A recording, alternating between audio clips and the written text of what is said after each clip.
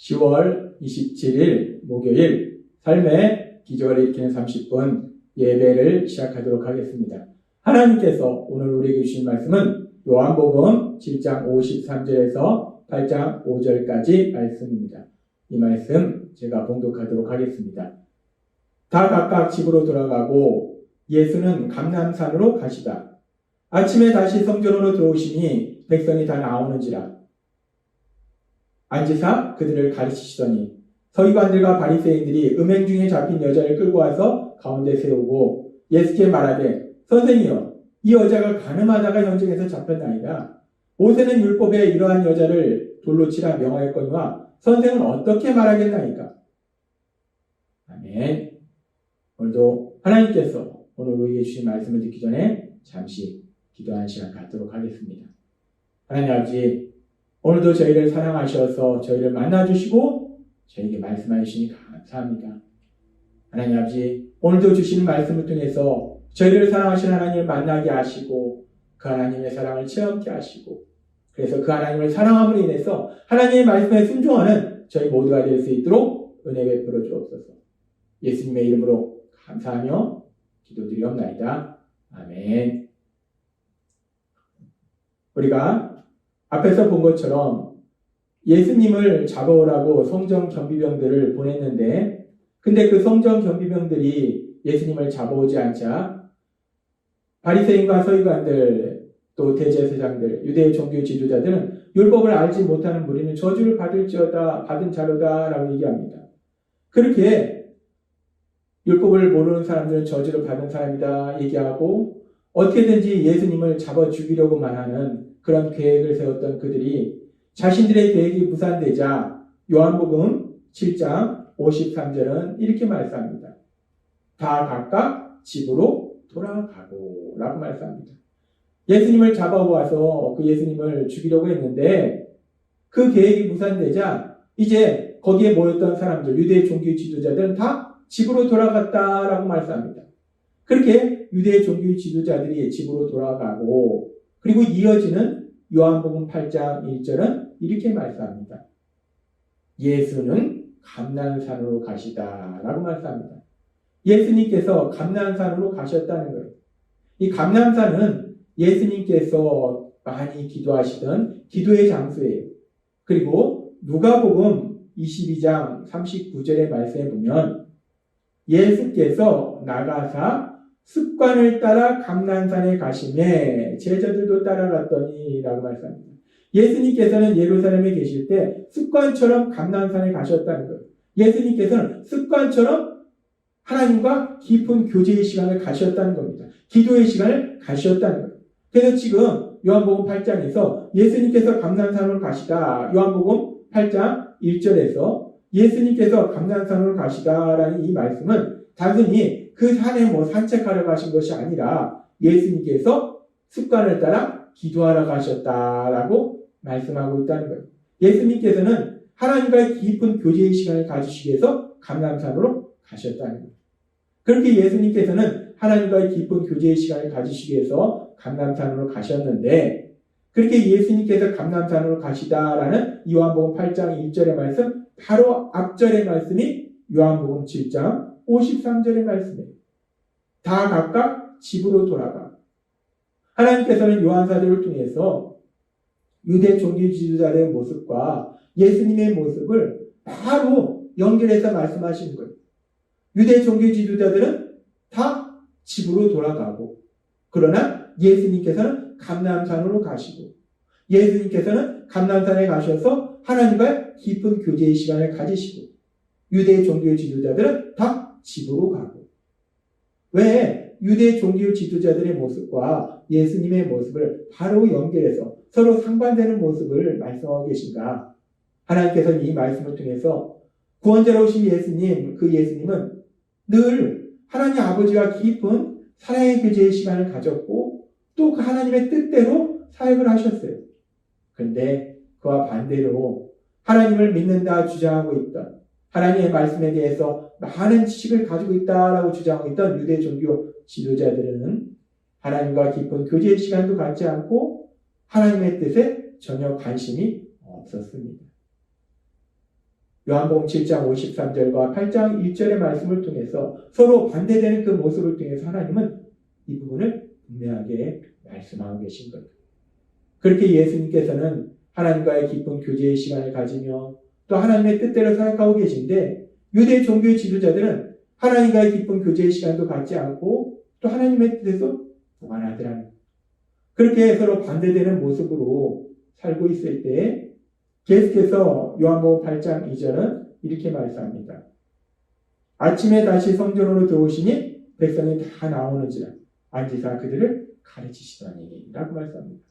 그렇게 밤새도록 하나님 아버지와 깊은 교제의 시간을 가지신 예수님께서는 이제 아침이 되자 다시 성전으로 오셔서 백성들에게 사람들에게 하나님의 말씀을 가르치세요. 예수님은 하나님과 깊은 교제의 시간을 갖고 시간이 되면 또 사람들에게 그 하나님의 말씀을 가르치시고 그런 삶을 사셨는데 그렇게 예수님께서 사람들에게 하나님의 말씀을 가르치고 있는 그 시간에 계속해서 요한복음 8장 3절부터 이렇게 말씀합니다. 서기관들과 바리새인들이 음행 중에 잡힌 여자를 끌고 와서 가운데 세우고 예수께 말하되 선생이여 이 여자가 간음하다 현장에서 잡혔나이다. 모세는 율법에 이러한 자를 돌로 치라 명하였거니와 선생은 어떻게 말하겠나이까. 예수님께서 사람들에게 하나님의 말씀을 가르치고 있을 때 하나님의 말씀에 대해서 많은 지식을 가지고 있다고 주장하는 바리새인들과 서기관들이 음행 중에 잡힌 여인을 현장에서 잡힌 여인을 데리고 와서 모세는 하나님의 말씀은 이런 여인을 돌로 치랬는데 선생은 어떻게 하겠나이까? 라고 예수님께 질문하더라는 거예요. 우리는 이 모습을 보면서 그 이른 아침부터 바리새인들과 서기관들이 어떻게 간음하는 여인을 현장에서 잡아올 수 있었을까? 우리가 이 부분을 생각해 볼 수 있어요. 그런데 이 부분에 대해서 대부분의 성경학자들은 바리새인들과 서기관들이 평소에 간음이 의심되는 여인을 계속 지켜보다가 그날 밤도 그 여인의 뒤를 밟은 거예요. 그래서 계속 그 주변에서 기다리고 있었던 거예요. 그러다가 그 현장을 덮친 겁니다. 그러니까 지금 하나님의 말씀에 대해서 많은 지식을 가지고 있다고 주장하는 바리새인들과 서기관들이 이 간음의 죄를 짓는 여인을 계속 지켜보고 그래서 그 여인을 현장에서 잡아서 예수님께 데려온 거예요. 하나님의 말씀에 대해서 많은 지식을 가지고 있으면 이렇게 간음한다 의심되는 여인이 있으면 이런 여인이 더 이상 죄를 범하지 않도록 온유함으로 이 여인을 질책하고 옳은 길로 인도해야 될 그 바리새인들과 서기관들이 그렇게 온유함으로 질책하면서 옳은 길로 인도하는 것이 아니라 그 여인을 현장에서 잡아서 예수님께 데려오더라는 거예요. 참 슬픈 모습입니다. 우리는 이 모습을 보면서 참으로 어리석고 미련하고 한심한 그런 유대의 종교 지도자들의 모습을 볼 수 있어요. 우리가 앞에서도 살펴봤듯이 구원자로 오신 예수님께서는 시간이 날 때마다 하나님 아버지와 깊은 교제의 시간을 가지시고 그리고 사람들에게 하나님의 말씀을 가르치시는데 그런데 이 유대 종교 지도자들은 자신들이 하나님을 믿는다 주장하면서 하나님의 말씀을 잘한다 주장하면서 그 하나님의 말씀대로 자신들이 사는 것도 아니고 사람들이 누가 죄를 짓나? 어떤 죄를 짓나? 그럼 이 사람들은 어떻게 벌을 줄까? 이런 일에 시간과 에너지를 사용하고 있더라는 거예요. 하나님의 말씀을 잘 알고 있다는 그 유대 종교지도자들이 그들의 시간과 에너지를 어디에다 사용하는가? 더 많이 하나님의 말씀에 대해서 알기 위해서 그리고 그 하나님의 말씀을 사람들한테 가르치기 위해서 그리고 그 하나님의 말씀을 삶 속에 실천하기 위해서 그들의 시간과 에너지를 사용해야 되는데 근데 이들은 어떻게든지 구원자로 오신 예수님, 그 예수님을 잡아 죽이는 그 일에 시간과 에너지를 사용하고 있고 또 지금 오늘 말씀처럼 다른 사람들이 어떤 죄를 짓나 그 죄를 찾고 또 그 죄를 비판하고 정죄하는 일에 시간과 에너지를 사용하더라는 거예요. 우리는 이런 유대 종교 지도자의 모습을 보면서 참으로 한심합니다. 참으로 슬퍼요. 하나님을 슬프게 하는 그런 모습입니다.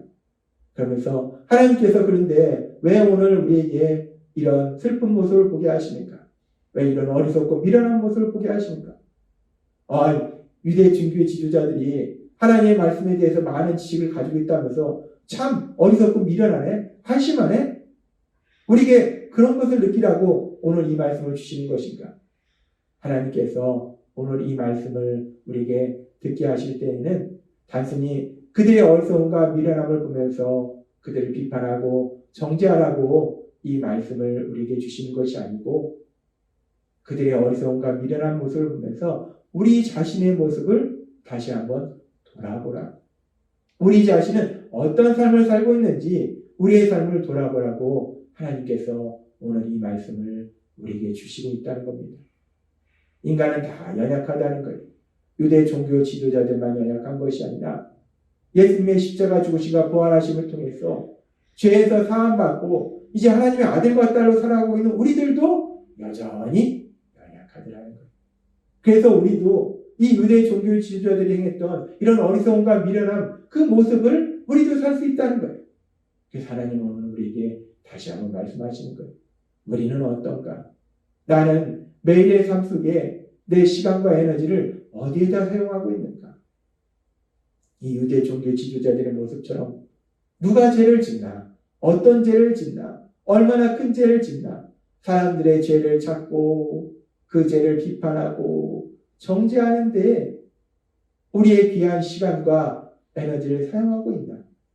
아니면 하나님의 말씀에 대해서 더 많이 알고자 그리고 우리 하나님과 더 깊은 사랑의 교제를 하고자 그리고 하나님 주신 말씀대로 사람들을 사랑하는 삶을 살고자 우리의 시간과 에너지를 사용하고 있는가? 나는 지금 하루하루를 살아가면서 내 시간과 에너지를 어디에다 사용하고 있는가?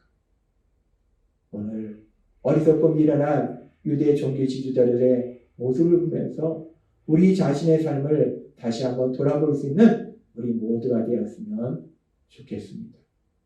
또한 그렇게 우리 자신의 삶을 돌아보고 우리의 힘과 능력으로는 우리의 의지로는 우리가 하나님의 말씀대로 살기가 힘들어요.